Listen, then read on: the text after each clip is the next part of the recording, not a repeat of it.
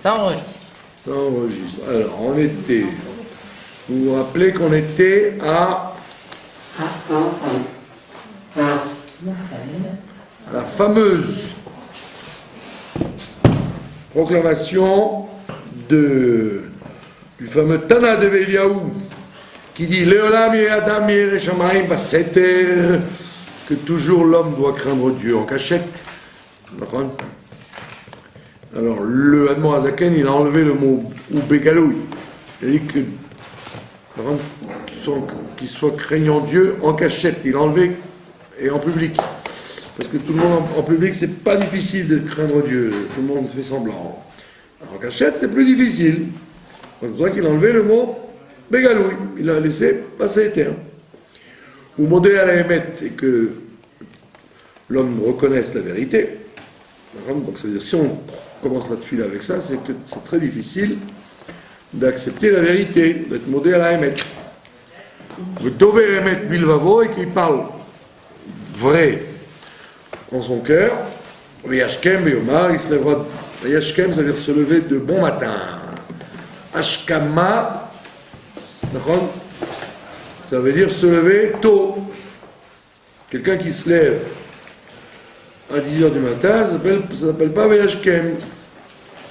Ashkama, ça veut dire se lever au moment où le jour se lève. Pas plus tard. Vayashkem, et donc il se lèvera très tôt et il dira Ribon kol haolamim, maître de tous les mondes. D'accord? Souverain de tous les mondes. Tous les mondes, on parle évidemment de ce monde matériel et des mondes spirituels qui sont au-dessus, et l'on ne parle pas d'une éventuelle création d'autres mondes matériels comme Jules Verne ou les gens de science-fiction l'auraient imaginé. Il y a un monde physique, le reste c'est des mondes spirituels que tout le monde n'a pas l'occasion de saisir. Donc il dit maître de tous les mondes. Lo al tzidkotenu anachnu mapilim tachanunenu lefanecha. C'est pas en nous fondant sur notre caractère d'être juste. Nous ne sommes pas des justes. C'est pas sur notre justesse, ça marche pas en français. On dit pas justesse. Sur notre capacité d'être injuste. Anachnu mapilim, que nous déversons par nos supplications devant toi. Qui al rachamecha rabim, mais nous nous fondons sur ta miséricorde. D'accord? Donc, ce n'est pas parce que nous avons raison, que nous sommes des justes, que nous t'invoquons, c'est parce que nous invoquons ta miséricorde. Qui al rachamecha rabim. Et là, il jette tout le programme. Manu, que sommes-nous? Mais chayenu, qu'est-ce qu'elle est notre vie, elle n'a rien notre vie, elle peut basculer. Tchic-tchac. Mais chasdenu, qu'est-ce que notre bonté? Quelle bonté faisons-nous? Ma tzidkenu, pourquoi on dit qu'est-ce que notre bonté? Parce qu'en vérité, la vraie bonté, ça serait de garder un peu pour nous et de donner tout aux autres. Or, nous ne faisons pas ça. C'est très dur de faire ça, de donner tout et de garder presque rien. En général, on garde presque tout et on donne presque rien. Donc il dit, mais rasdenu, c'est quoi notre bonté? Ma tzidkenu, en quoi est notre droiture? Ma kochenu, quelle est notre force? Ma gevuratenu, en quoi nous sommes des héros?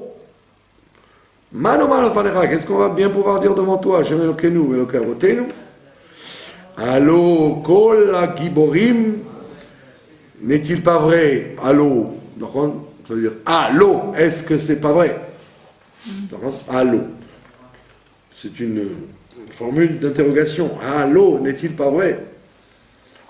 Kol la Giborim, que tous les héros, tous les gens qui se croient forts, Kehaïn levanechaïn, ils sont rien devant toi. Ve'anche Hashem que loayou. Et les gens qui ont eu un nom, c'est comme s'ils n'en avaient jamais eu. Comme on voit, aussi bien chez les hommes politiques ou les hommes de guerre, etc., qu'on les oublie. Il n'y a pas les musées pour les rappeler. D'accord ? C'est ce qui s'est passé avec Alexandre le Grand. Quand il a conquis la Macédoine, après il a conquis la Grèce, après il a conquis l'Orient, et il s'est présenté à l'entrée de Jérusalem.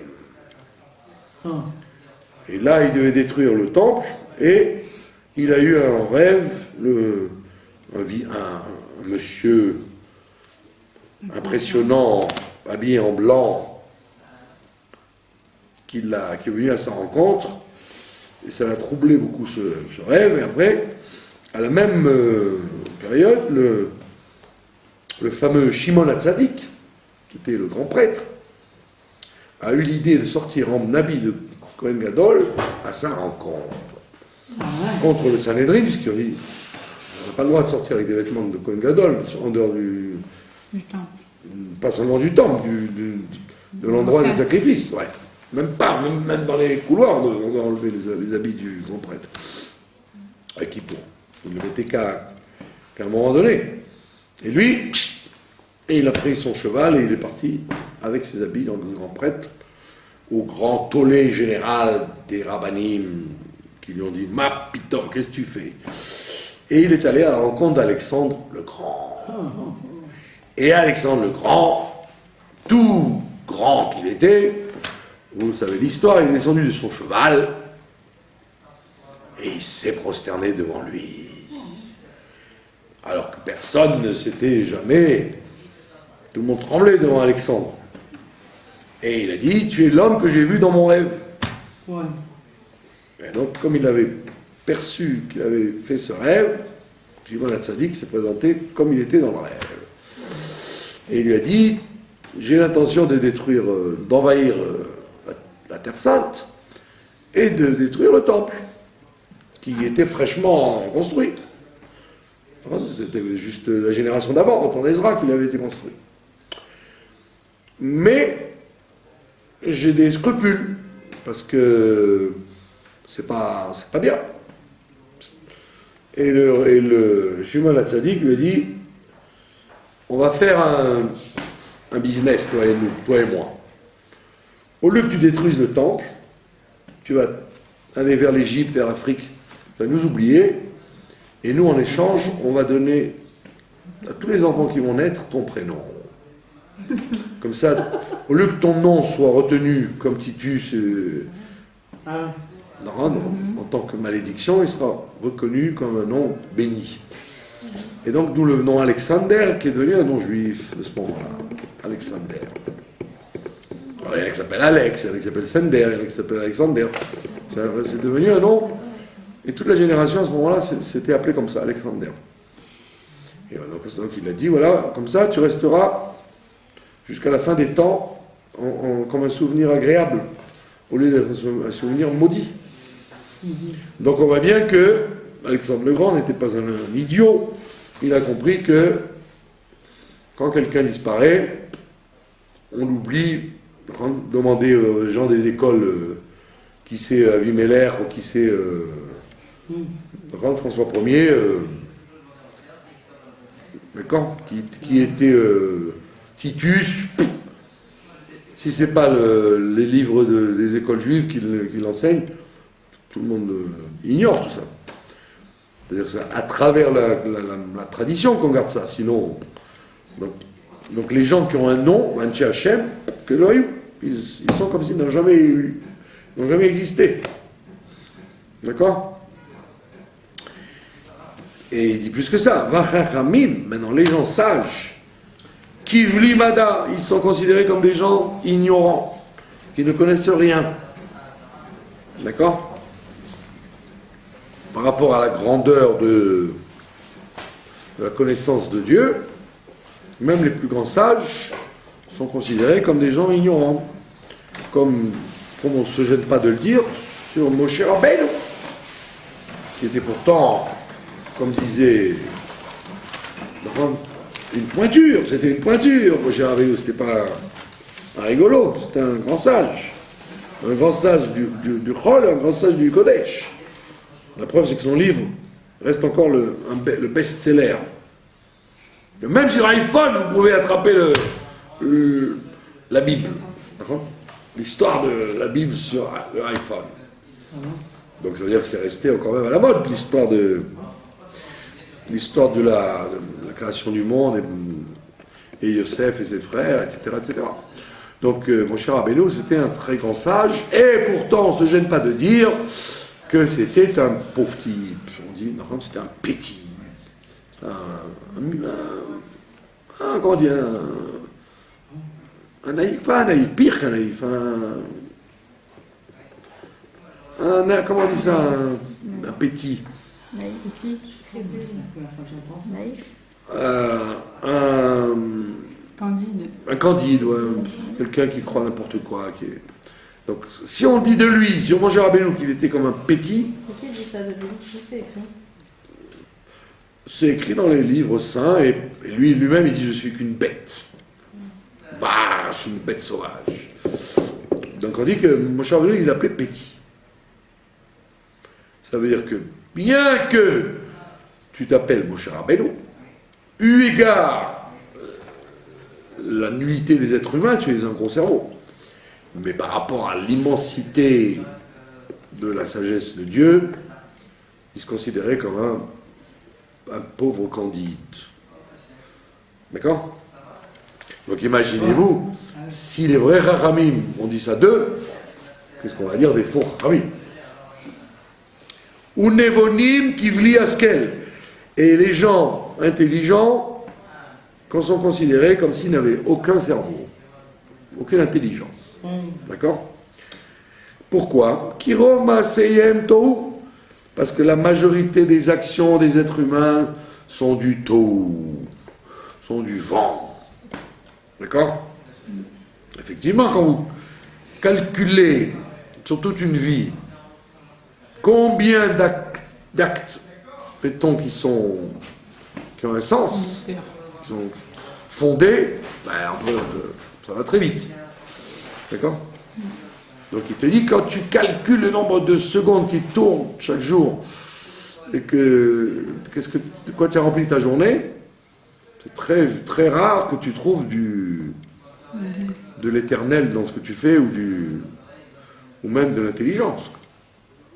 C'est que des actes routiniers, métro, boulot, dodo. Et donc c'est du tôt.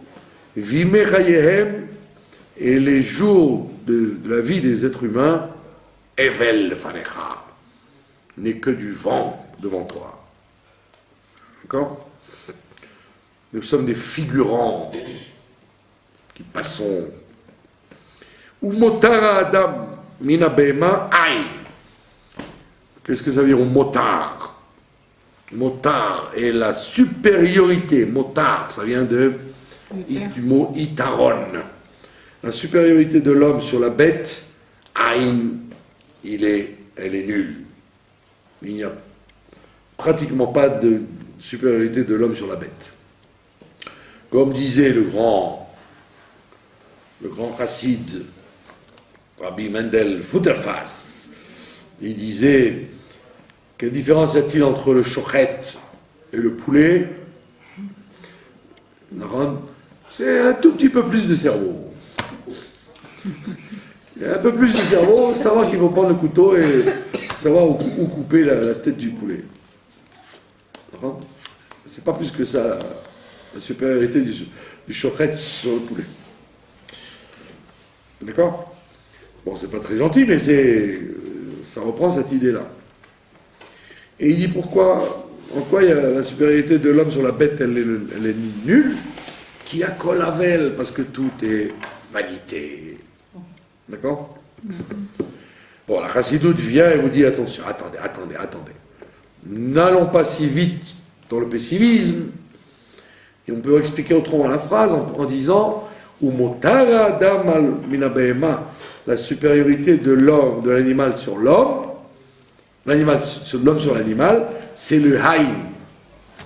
C'est le haïn, c'est-à-dire le néant, c'est-à-dire le niveau de chokhma qui fait que l'homme est attaché à Dieu, qu'on appelle haïn, le Ein Sof, l'infini qui est chez l'homme, c'est ça la supériorité. Donc ça change le pshat. C'est que l'homme, il est comme une lumière, par contre, nous sortons de Hanouka, l'homme est comme une flamme. D'accord? Alors, il a son corps est comme l'huile et la mèche, et il a une neshama particulière qui est la flamme. Et cette lumière s'accroche à l'infini par le fait qu'il fasse des bonnes choses dans sa vie. Et donc il a une supériorité sur l'animal, c'est le haïn. C'est le fait d'être lié à l'infini de Dieu. Par une petite flamme, pas grand-chose. Et si ce n'est ça, qui a Kolavel? Sinon tout est néant. Tout est nul et non avenu. Les Vad Aneshama, excepté la Neshama, la Théora, la Neshama, l'âme pure, Shei Atida Litendin Vecheshbon, qui est appelée à donner, à rendre des comptes,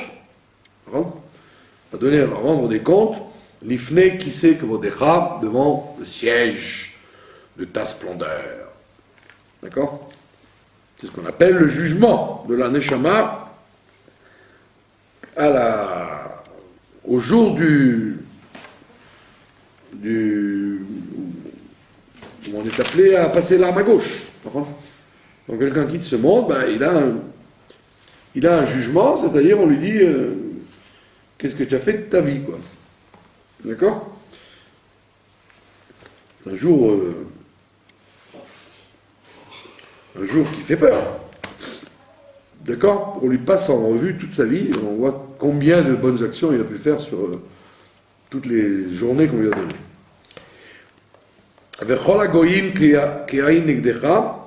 Et toutes les nations ne sont rien vis-à-vis de toi. C'est vrai qu'on voit combien de milliards de gens sont passés dans l'histoire, et qu'est-ce qu'il en reste aujourd'hui. D'accord? C'est tout juste s'il est professeur d'histoire, il se rappelle de tous les peuples qu'il y a eu dans les milliers d'années de l'histoire humaine. Chez Nehema, comme il est dit où? Dans Ishaïa, dans le prophète Ishaïa, En goyim kemar midli. En, qu'est-ce que ça veut dire? En, ça veut dire c'est vrai. En, c'est le diminutif de iné. Voici. D'accord? En, ça veut dire voici. Voici que les goyim, les nations, que mar midli, comme une goutte d'eau. Mar, c'est une goutte d'eau. Comme Mar Cheshvan. Mar Cheshvan, on l'appelle comme ça parce que c'est là que commencent à tomber les gouttes d'eau. En Cheshvan. Que mar midli, comme une goutte d'eau, midli, d'un seau. Quand tu prends un seau, c'est pas beaucoup un seau. Et quand tu prends une goutte d'un seau, c'est encore moins. Donc il dit, toutes les nations ne sont qu'une goutte d'eau d'un seau. Ou cheshachak moznaim nershavu. Et on peut aussi les considérer. Prenons moznaim, c'est une balance. D'accord? Si vous faites tomber un grain de sable sur une balance, est-ce que vous considérez que le poids va changer? Bien sûr que non. Et il dit, ben voilà, les nations, quel poids ont-elles dans la balance? Eh bien, comme le poids d'un grain de sable qui serait tombé malencontreusement, que personne n'aura l'idée même d'enlever, tellement c'est inintéressant. Ça ne change rien du vrai poids qu'on met sur la balance. En iyim kadak itol. D'accord? Il te dit, en, c'est vrai. Yiyim, yiyim c'est le pluriel de i. Qu'est-ce que ça veut dire? I. C'est même la particule pour indiquer le négatif. I, c'est, non, c'est une île. Ah, c'est une île. I. I, c'est une île. Iéayam, les îles de la mer. Les îles de la mer. Alors, Iyim, toutes les nations, Iyim, N, ce sont, c'est vrai que les Iyim, que les îles, Kadak, Itol, il les soulève comme quelque chose de dak, d'hyper léger. Et c'est intéressant parce que nous, quand on pense aux îles de la mer, on pense à des petites îles, donc, la Corse, la Martinique, ce que je sais moi. Mais les sages, quand ils parlaient des îles de la mer, ils parlaient de l'Europe et de l'Amérique. Ils considéraient que nous étions, comme disent les Corses, nous étions le continent, nous le Proche-Orient, nous sommes le continent, et l'Europe et l'Amérique, ce sont les îles de la mer. D'accord ? Alors aujourd'hui, c'est plutôt eux qui se prennent pour le centre du monde et nous qui sommes un petit coin. Ouais. Voilà. Donc il te dit, quelles que soient les îles de la mer que tu pourrais concevoir, elles sont considérées par le bon Dieu comme quelque chose de tout fin. Comme on le voit d'ailleurs aujourd'hui, en une seconde, par les tsunamis et les ouragans et les hurricanes et je sais pas tous les noms que ça a, les tornades, en une seconde, pu même New York, Ouais. ils peuvent faire la spongia. Ils sont obligés de faire la spongia pour enlever les milliards de tonnes d'eau qui tombent sur eux. Sandy. Donc vous voyez que c'est pas une poésie, c'est une réalité, quoi. D'accord? Aval. Maintenant il revient à des considérations plus optimistes.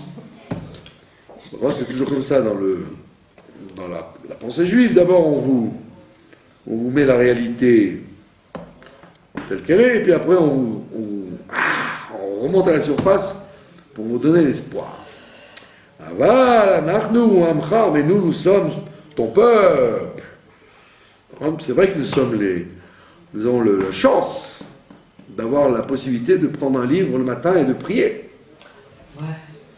Ce qui n'est réservé chez les autres qu'à des gens de monastères, des gens particuliers. Nous, c'est n'importe qui. Hop, vous voyez dans les bus, dans les trains, sur les plages, des gens qui prennent un sidou, alors ils ont dit, dans le bus, ils prient, dans le train. Au contraire, ça te montre la force. On n'est pas obligé d'être un prêtre consacré. N'importe qui, tac, il prend son petit sidou, et même si il prononce, il prie. Donc c'est très fort. Qu'est-ce qu'on entend pas? Quoi? Bah oui, quand vous voyez ça, vous dites, j'ai pas une fila, ça. Fila, ça se fait tranquillement, dans le silence. Qu'est-ce que tu peux prier dans un bus ou dans un train ou un jour, j'ai rigolé parce qu'il y avait un type, il prenait le bus pour Tel Aviv. Alors il dit, à quelle heure il passe le bus? Eh bien, il va arriver dans quelques secondes, il va arriver. Je vois le gars, tac, tac, tac, il fait Hachem Sadaï, il fait la Hamida sur le tremplin, il fait tchik tchak la Hamida. Jusque le temps, le bus arrive, il monte dans le bus. Alors évidemment, les gens disent, c'est ça la tefila. Il voulait faire mitra avant la nuit, quoi. Hachem Sadaï, hop, 3 pas en avant, 3 pas en arrière, il s'est fait sa petite Hamida, il est monté dans le bus. Ça y est? Aux grandes dames des mauvaises langues. Il y en a qui font dans le bus, on se fait Et j'ai des dit, états, je disais bien. c'est un dans le bus. Il n'a pas oublié le bon Dieu, il a quand même fait sa Hamida sur le tremplin, sur la plateforme du bus. Il aurait pu dire, je prierai quand j'aurai le temps. Non, il a fait sa Hamida. Donc ce qu'il dit, c'est un grand mérite Ouais. de pouvoir prendre un petit bouquin et dire, parler à Dieu, qui t'écoute. On oublie ça. D'accord? Qu'est-ce qu'il ne faut pas entendre? Et vous voyez bien que je suis, comment dire, je suis positif. Je ne dis pas, il a honteux au lieu de prier à la synagogue en minyan et tranquillement il a prié sur le tremplin du. Ah ben il a quand même fait cette fille-là avant de monter dans le bus. Voilà. Qu'est-ce que vous voulez de plus? Donc il dit, nous sommes ton peuple. Bene Britera, les enfants de ton alliance. Bene Abraham ou Avecha, les enfants d'Abraham, qui t'a aimé. Shinishbat Alo, à qui tu avais promis Béar Moria sur le mont Moria. Comme on l'a vu juste avant, dans la fameuse histoire du sacrifice. Et nous sommes également Zera, Yitzhak et Rido. Nous sommes les descendants de Yitzhak, son fils unique. Sheneka d'Al-Gaber Misbéa, qui a accepté d'être attaché et donner sa vie sur l'autel. Adat Yaakov, nous sommes la communauté de Yaakov, Bincha ton fils, Bechorecha ton aîné, c'est-à-dire pas Esav.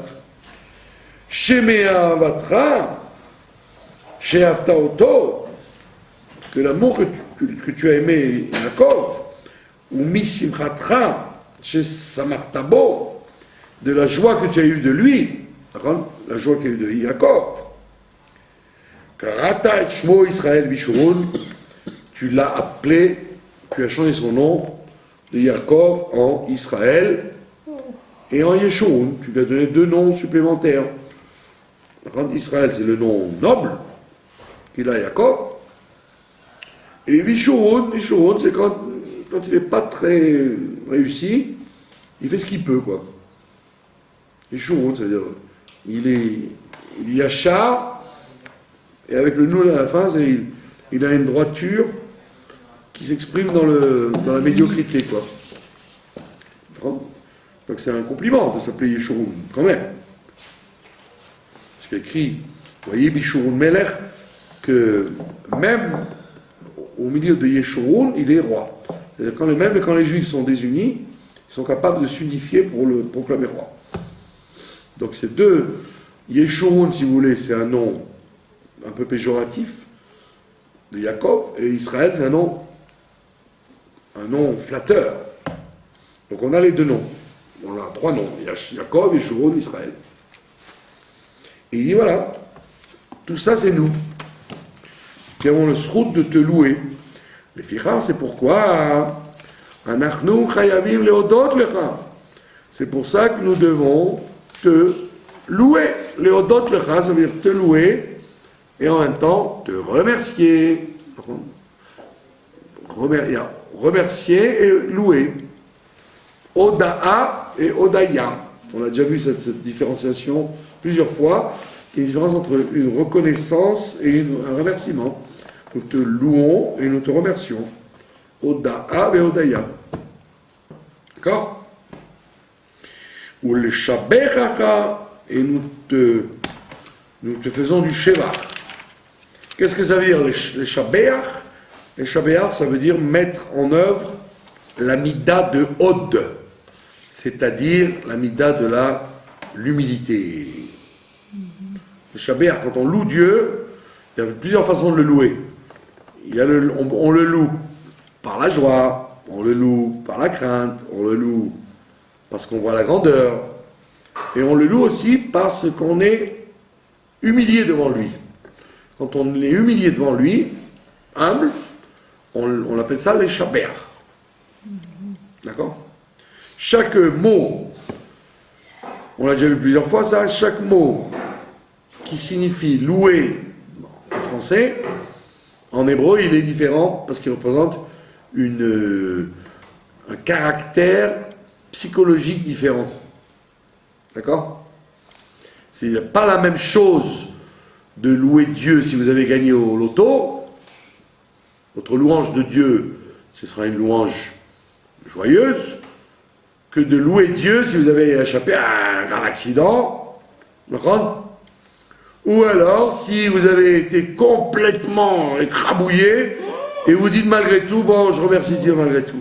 Donc il y a plusieurs degrés de louange. D'accord?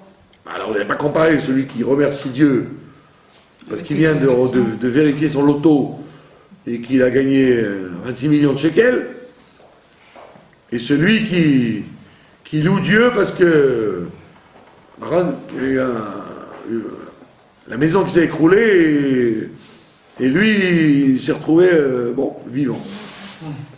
Donc on va dire que la louange de Dieu ne correspond pas du tout à la même chose en fonction de l'événement qu'on traverse. D'accord? Ou bien tout simplement, comme ils disent les Israéliens, Baruch Hashem Ani Noshem. Annie Ani Noshem. Dieu est grand, je respire. Je remercie Dieu de respirer. Quoi. Donc c'est une louange, élémentaire. Il y a des gens qui n'arrivent pas à respirer, ou il y a des gens qui n'arrivent pas à vivre. Moi, je remercie Dieu parce que je respire. Voilà. Donc, vous voyez plusieurs degrés et styles de louange de Dieu. Donc, c'est pour ça que la tradition accorde des différents termes. Elle ne dit pas le mot louer tout le temps, elle dit Shabéach, les Hallel, les Kales, les Faer, les Romains, elle emploie plusieurs termes qui sont toujours une référence à un mental qu'on a à ce moment-là. Donc, on va donner, on a dit une louange, Shevar, c'est une louange d'humilité. Quand on est humble, on est Meshaber. Veodaya est de remercier. Qui remercie d'ailleurs? L'humble. L'orgueilleux ne remercie pas. Il va dire non, Magui, j'y ai droit, pourquoi je remercie? Vous m'avez laissé la porte ouverte. Mais comme je suis un roi, vous êtes un chien, donc vous m'avez ouvert la porte, c'est normal, je ne vous remercie pas. Si je suis humble, je dis, il est gentil, il m'a ouvert la porte. Donc je dis merci. Donc c'est pour ça que la Odaya ne peut avoir lieu que de la part de quelqu'un qui est humble. Quelqu'un qui n'est pas humble, il ne remercie pas. Il dit non, pourquoi je remercie? La vie, elle est comme ça. D'accord? Ishmecha à ton nom. Ashrenu matov chelkenu. Nous sommes heureux. Matov chelkenu.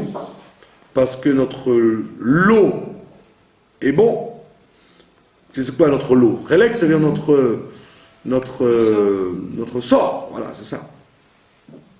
Du moins la part qui nous est accordée, qui nous est réservée. Chelek, c'est-à-dire la part qui nous est réservée.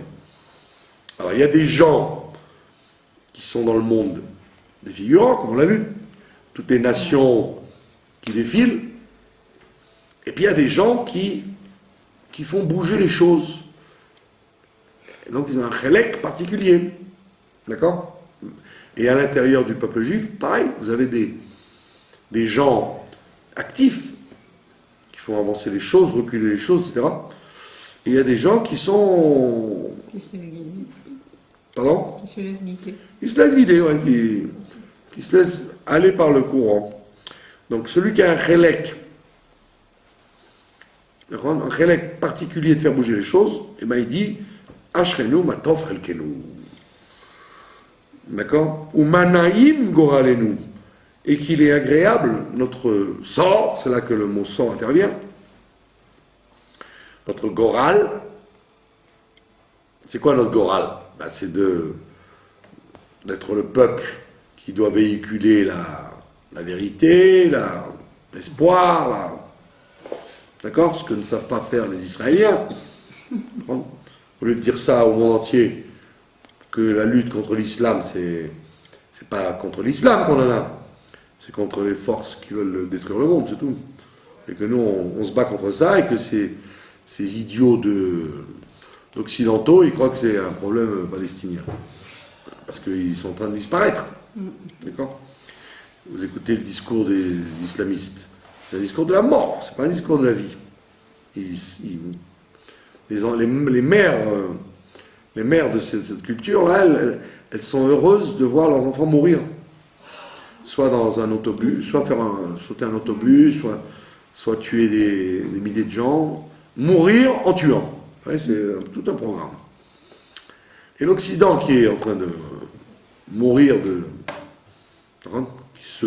qui se vautre dans ses plaisirs et ses mariages entre hommes et femmes, et ben au lieu de dire bravo, vous là-bas au Proche-Orient, vous êtes l'avant-garde de ce combat qu'on doit mener, ils s'en fichent complètement.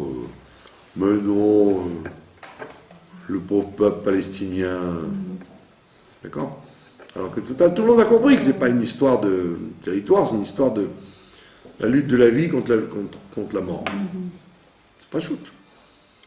Alors vous avez quelques goïms, bon, Rachem, qui sont éclairés, des musulmans ou des chrétiens qui comprennent très bien ça, mais ici, ils n'ont aucun sens du marketing. Ils ne savent pas vendre leurs produits. D'accord? Alors c'est ça notre goral. Notre goral, c'est d'être des messagers de la vie. D'accord? Nous ne sommes pas des Israéliens contre les Palestiniens. Nous sommes des messagers de la vie, et c'est ça qu'on doit faire passer aux gens. Au lieu de ça, on se perd dans des considérations politico-géopolitiques, dormir debout. Donc il faut m'expliquer que c'est quoi notre goral. Et comme elle est belle, comme il est beau notre héritage, notre Yerusha. D'accord? Yerusha, ça veut dire un héritage. Si on a un héritage, c'est qu'il y a des gens qui nous l'ont transmis. D'accord? Mais qui nous l'a transmis? Ben, les patriarches. Donc nous sommes les héritiers, et donc comme tout héritier, on doit exploiter cet héritage. Ashrenu she'anu ashkimim u'ma'arivim, donc on revient à notre sujet qui est la tfila du matin. Heureux sommes-nous qui pouvons nous lever tôt, u'ma'arivim, et dès que la nuit arrive, Erev, Avoker, nuit et matin, Ve'omrim b'mayim b'chol yom, et nous avons la chance de dire 2 fois par jour, Shema Israël, Hashem Elokeinu, Hashem Echad. D'accord? Pourquoi a-t-on instauré cette phrase ici? Tout simplement parce que, pour ne pas rater l'heure du Kriyat Shema. D'accord?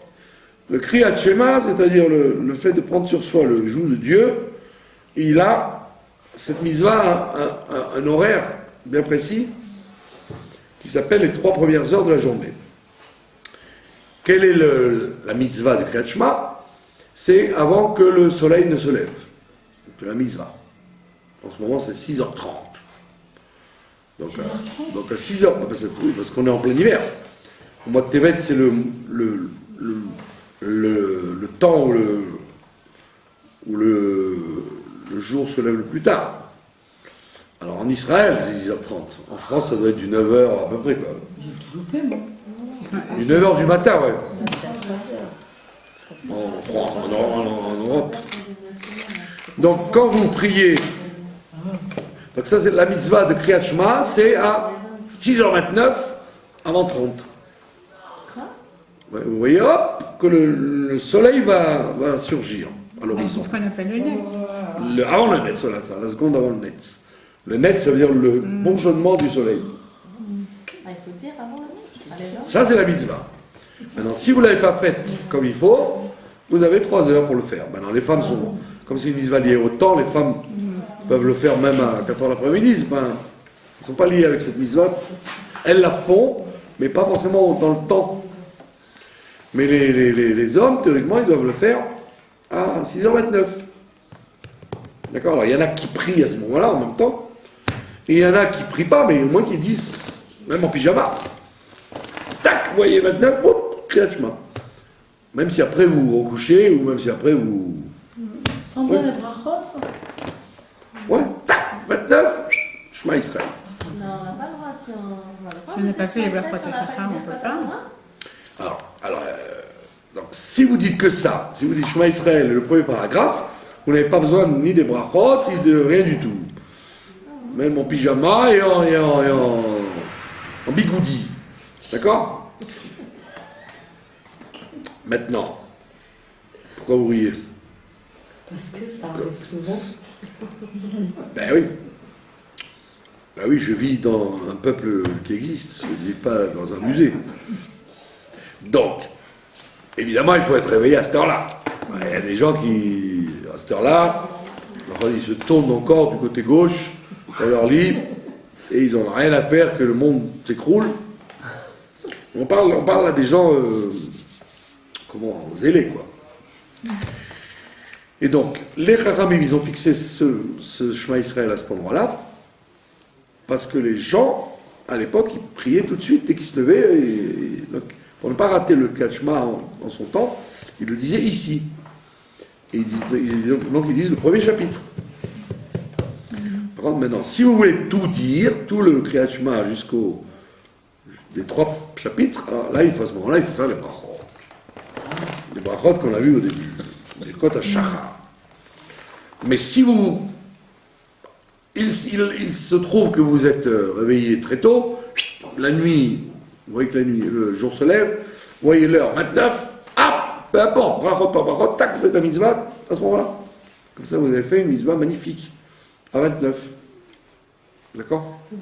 Et ne dites pas, non, je vais d'abord m'habiller, je vais prendre mon café, je vais faire mes brachot, après je dirai le Kriyat Shema. Mais non, dis au moins le début, au temps où c'est la mitzvah.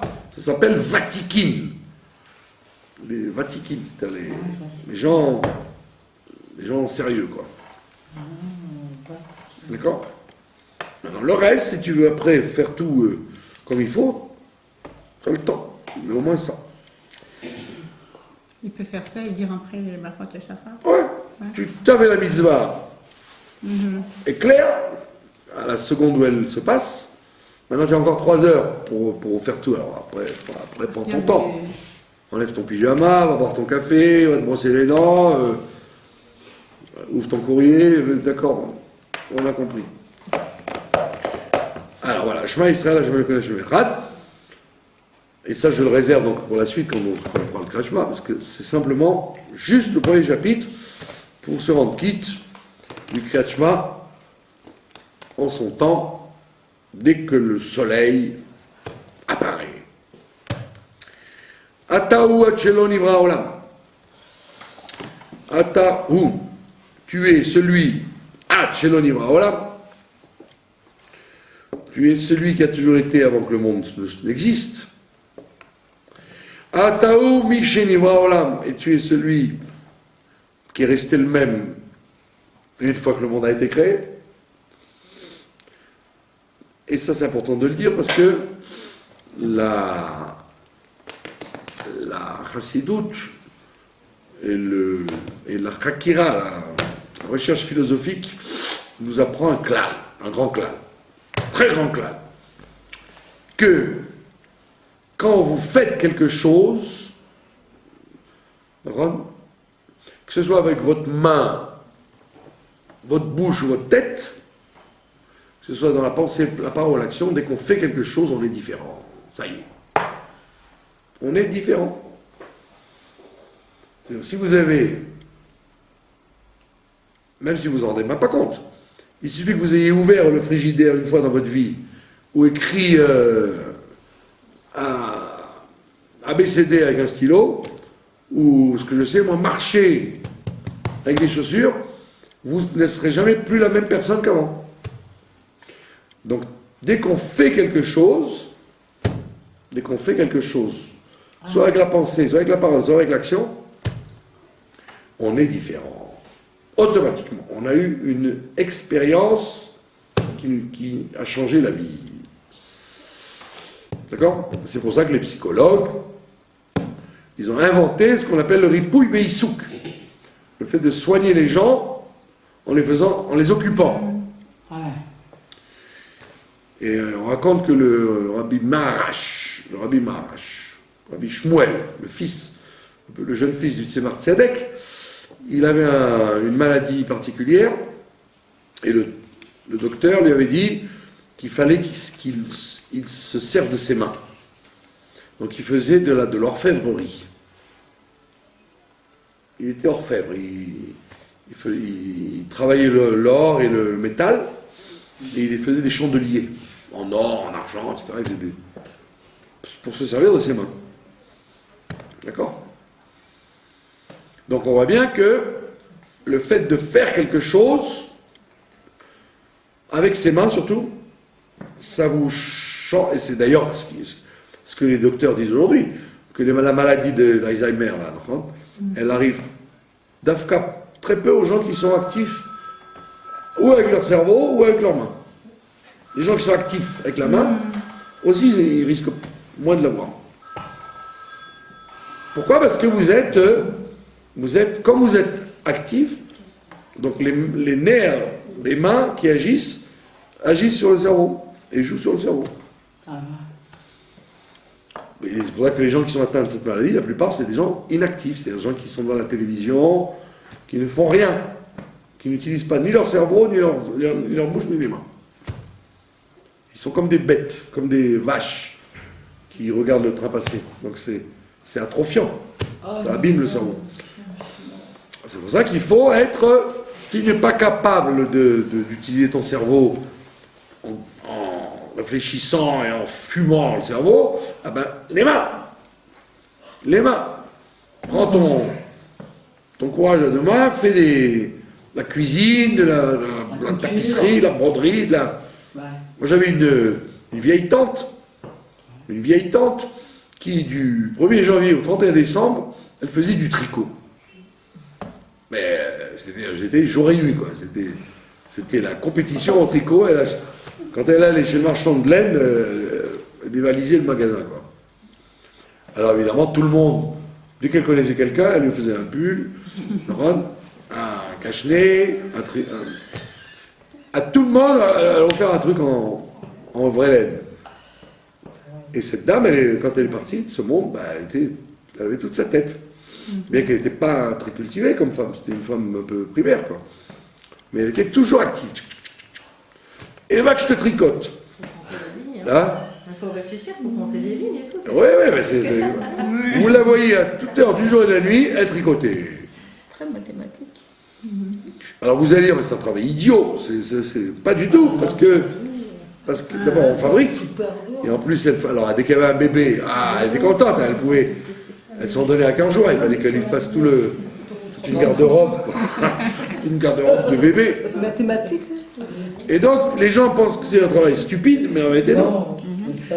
Donc, si quelqu'un n'a pas envie de s'attraper cette maladie de détérioration du cerveau, et qu'elle n'est pas capable de faire des mots croisés, ou du Talmud, ou ce que je sais, moi, de travailler son cerveau, alors elle peut faire des choses manuelles, et c'est très très efficace. Donc de là tu vois que faire agit sur toi. Et c'est ce que dit ici le penseur, qui s'appelle d'ailleurs Rabbi Eliezer ben Orkinous, le fameux Rabbi Eliezer. Il dit, avant que tu n'as créé le monde, tu étais. Une fois que tu as créé le monde, tu es le même. Ah, c'est ça le Kiddush, parce que tu as dit, puisque Dieu a créé le monde, donc il a changé. Il a dit, oh, que c'est beau. Oh, je ne suis pas mécontent de ma création. Je dirais même, c'est pas mal. Hein, ce Gan Eden, ce Adam Arishon. D'accord? Tu aurais dit, Dieu, il a été influencé par ce qu'il a fait. Et on te dit, non. Tout ce qu'on a dit sur le fait qu'en agissant, ça influence notre personnalité n'est valable que chez l'être humain, mais pas chez nous, pas chez Dieu. D'accord? Et pas chez les animaux non plus, d'ailleurs. Pas chez les animaux non plus. Chez les animaux, chez un individu, dès que vous l'avez habitué à faire une chose, il va l'avoir jusqu'au tic. Ça va être un tic. Un réflexe qui peut devenir un tic. L'animal, il n'y a pas de tic, il n'y a pas de réflexe. C'est-à-dire, vous pouvez croire que vous avez un lion, vous lui avez fait croire au lion qu'il est gentil avec la brebis, mais dès que vous le chatouillez un peu, hop, il va la manger, la brebis. L'animal non plus. Il est fixé, il n'est pas influencé par ce qu'il fait.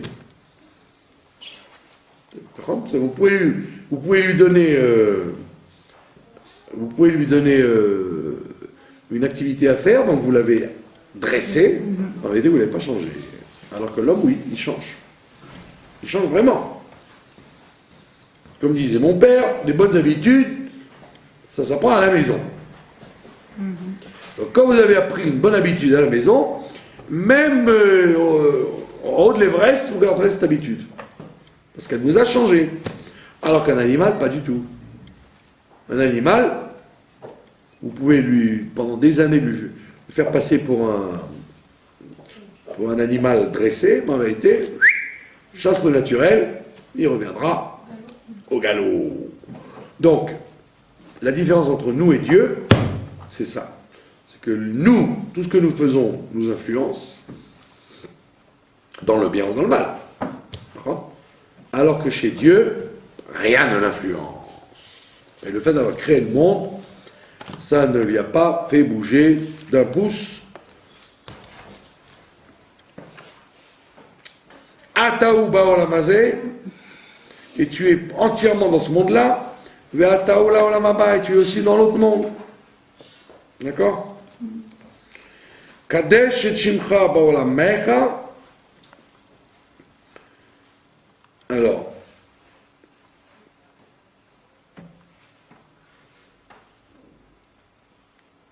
c'est quelque chose de curieux, cette phrase-là. D'accord? De dire Kadesh, Asmecha, ouais.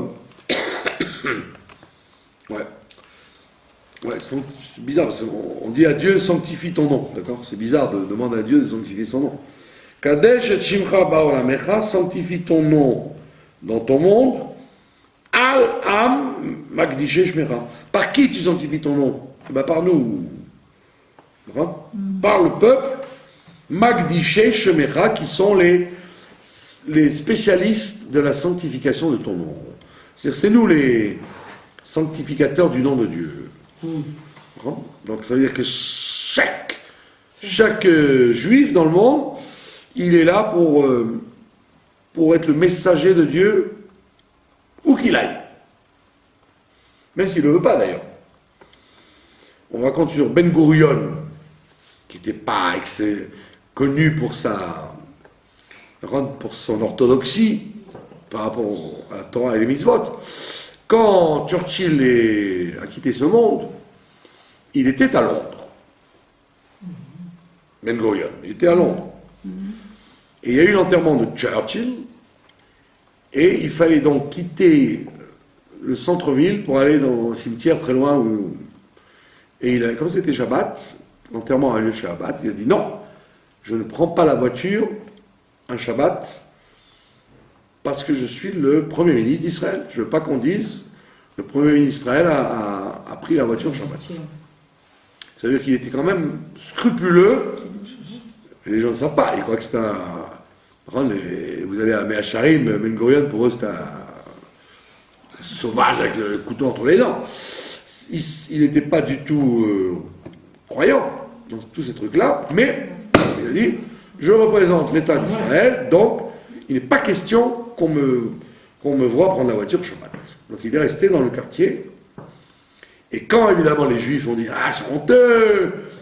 Les Anglais, ils ont dit « Mais bravo, mais c'est comme ça qu'on voulait que ce soit. » Les Anglais, ils l'ont félicité de ne pas se déranger.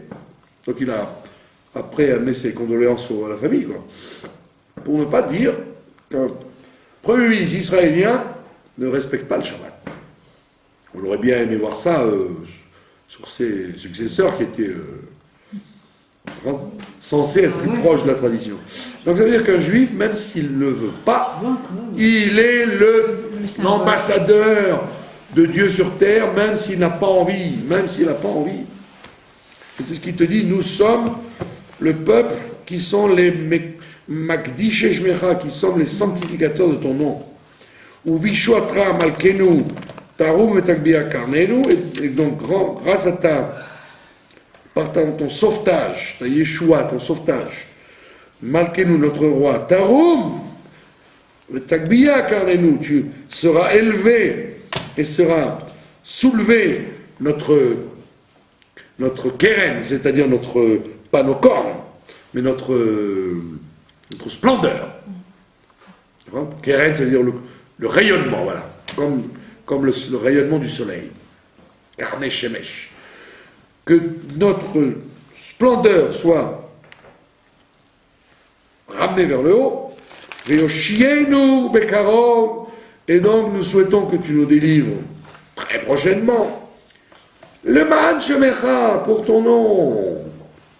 Pas pour nous, parce qu'on a dit qu'on est des nuls. Alors, qui sommes-nous? Donc c'est sûrement pas pour nous que tu vas nous délivrer, mais pour toi, pour éviter que ton nom soit bafoué sur terre. Donc, très prochainement, délivre-nous pour ton nom. Baruch HaMekadesh, Shemo Barabim, béni soit celui qui sanctifie le nom parmi le peuple, les peuples. Voilà. C'est joli? Ah, très. Voilà. Nous avons terminé le cours de ce soir. Je vous remercie de votre attention.